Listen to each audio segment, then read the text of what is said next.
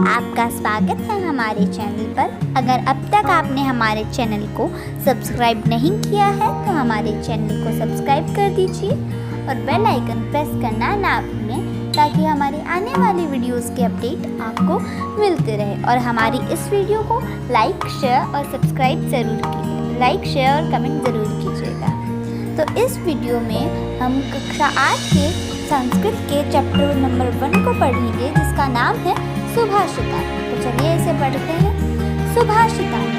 सुभाषित शब्द सु प्लस भाषित, इन दो शब्दों के मेल से संपन्न होता है। सु का अर्थ सुंदर, मधुर तथा भाषित का अर्थ वचन है। इस तरह सुभाषित का अर्थ सुंदर मधुर वचन है। प्रस्तुत पाठ में सुक्ति मंजरी नीति शतकम मनुस्मृति शिशुपाल वधम पंचतंत्रम से रोचक और विचार परक श्लोकों को संग्रहित किया गया है। अर्थात इसमें हमें बताया गया है कि सुभाषित शब्द का अर्थ होता है सुंदर वचन। ये दो शब्दों के मेल से बनता है जो है सु प्लस भाषित। और इस पाठ में हमें सुक्ति मंजरी नीति शतकम मनुस्मृति शिशुपाल वधम पंचतंत्रम उनसे बहुत ही अच्छे श्लोक दिए गए हैं। तो चलिए अब हम इसका पहला श्लोक पढ़ते हैं। गुणा गुणगेषु गुणा भवन्ति ते निर्गुणं प्रापय भवन्ति दोषाः सस्वादुतयः प्रभवन्ति नद्यः समुद्रमासाद्य भवन्त्यपेयः। इसका अर्थ है गुण जब तक गुणी व्यक्ति के पास होते हैं तब तक गुण होते हैं, परंतु जब वे निर्गुण अर्थात गुणहीन व्यक्ति को प्राप्त हो जाते हैं तो वे दोष बन जाते हैं। जैसे स्वादिष्ट नदियों का जो स्वादिष्ट जल होता है वो बहते हुए जब समुद्र में चला जाता है, जब समुद्र में मिल जाता है तब वो अपेय हो जाता है, यानी वो पीने योग्य नहीं रहता, वो कड़वा हो जाता है। अब हम हमारा दूसरा श्लोक पढ़ते हैं। साहित्य संगीत कला विहीनः साक्षात् पशुः पुच्छ विषाणहीनः तृणं न खादन्पि जीवमानः तद्भागधेयं परमं पशूनाम्।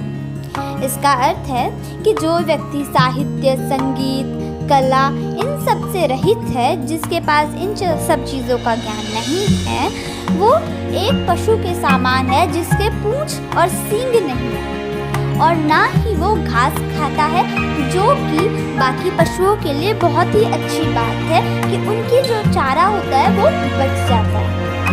अब हम हमारा तीसरा श्लोक पढ़ते हैं।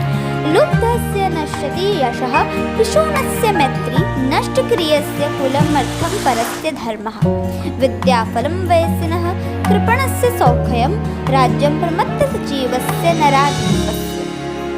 कि जो लोभी होता है उसका जो लोभी होता है उसका यश नष्ट हो जाता है।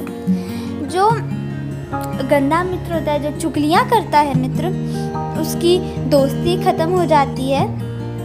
और जो बुरा काम करता है उसका जो कुल होता है वो ख़त्म हो जाता है, उसका धर्म ख़त्म हो जाता है। ठीक है। और जो बुरे लोग होते हैं उनका सुख चैन सब चला जाता है। और जिस राजा के मंत्री होते हैं वो आलसी होते हैं, उसका जो राज्य होता है वो ख़त्म हो जाता है। अब हम हमारा अगला श्लोक पढ़ते हैं। पित्वा रसं तु कटुकं मधुरं समानं माधुर्यमेव जन्येनं मधुमक्षिकासु सन्तस्थैव समसिद्धं दुर्जनानां श्रुत्वा वचः मधुरसूक्तरसं प्रति। इसमें हमें बताया है कि जैसे मधुमक्खी कड़वा और मीठा दोनों रसों को पीकर एक मीठा यानी मधुर टेस्टी सा जो शहद बनाती है, वैसे ही जो संत होते हैं वो बुरे लोग और अच्छे लोग, सज्जन और दुर्जन, उन दोनों की बातें सुनकर के जो अच्छी बातें होती हैं उन्हें अपने पास रख लेते हैं। विहाय पौरुषम यो हि देवमेवावलंबते प्रसाद सिंहवत तस्य मूर्धनि तिष्ठन्ति वायसा। इसका अर्थ है कि जो व्यक्ति अपने पौरुष को छोड़कर यानी अपनी मेहनत को छोड़कर भाग्य के सहारे बैठा रहता है, उसकी स्थिति उसी शेर के जैसी हो जाती है जो राजमहल में रहता है लेकिन वो कोई काम का नहीं होता है, जिसके ऊपर कौवे आकर के बैठते हैं। यानी वो किसी काम का नहीं रहता है। पुष्प पत्र फल छाया मूल वल्कलदारुभिः धन्या महिरुहा येषां विमुखं यान्ति नार्थिनः। इस श्लोक का अर्थ है कि जो महिरुहा है यानी कि जो पेड़ है वो धन्य है, क्योंकि जब भी उनसे कोई चीज़ मांगने जाता है तो वो कभी भी किसी को भी खाली हाथ नहीं भेजते।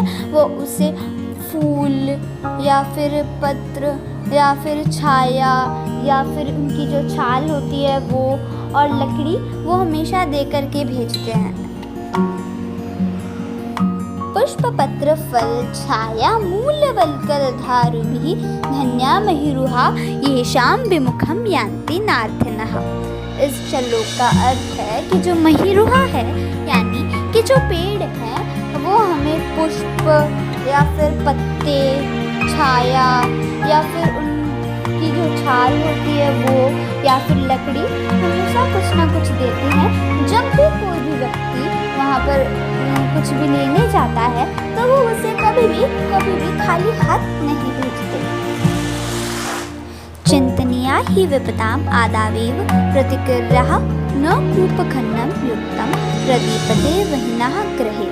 अर्थात विपत्ति के पहले ही उसका समाधान ढूंढ लेना चाहिए, विपत्ति आने के बाद उसका समाधान ढूंढना उसी प्रकार अनुचित है जैसे घर में आग लगने के बाद कुआं खोदना।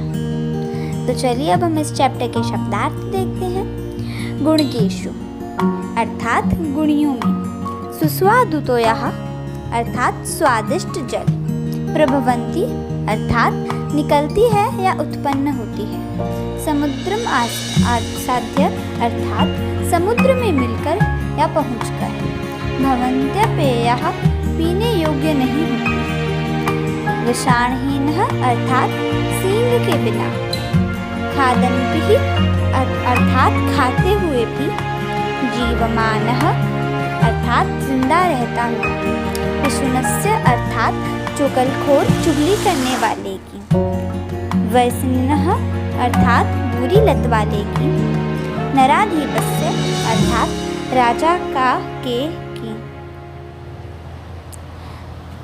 जनयेनम मधुमक्षिकासु अर्थात यह मधुमक्खी पैदा करती निर्माण करती है, संतस्थैव अर्थात वैसे ही सज्जन, सृजन्ति अर्थात निर्माण करते हैं, वायसः अर्थात कोए, वल्कल अर्थात पेड़ की छाल, दारुभिः अर्थात लकड़ियों द्वारा, महिरुहा अर्थात वृक्ष, कूपखनम अर्थात कुआं खोदना, वह्निनः अर्थात अग्नि द्वारा,